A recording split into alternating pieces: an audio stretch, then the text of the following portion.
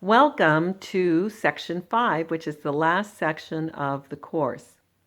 In this section, I want to do two things. First and foremost, I want to just briefly recap or highlight some important points that we've discussed thus far.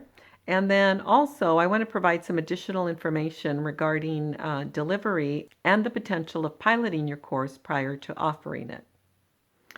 We started the course off by talking about subject matter and subject matter selection.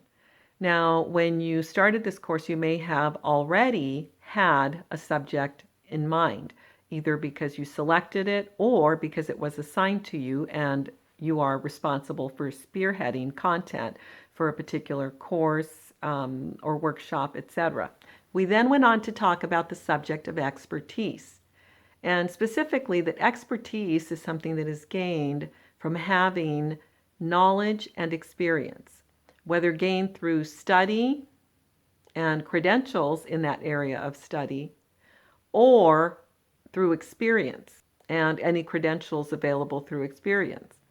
And we also talked about stakeholders and the role that they potentially play in helping you to develop content.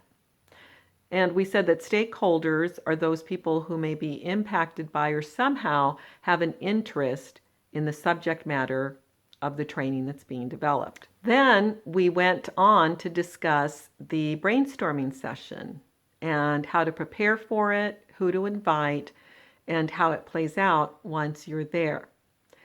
I have used this process to develop many courses and also for purposes of developing content for books that I've written. And it really is a quite effective process, which is why I was eager to share it with you by means of this course.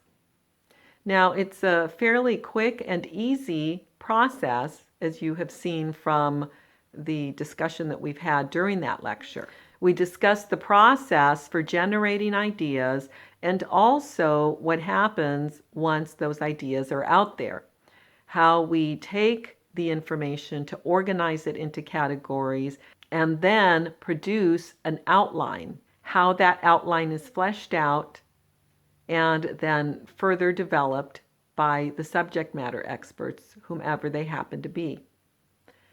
Now, once you have the content for your course, there are a few things to consider, and that's what we'll discuss in the next session.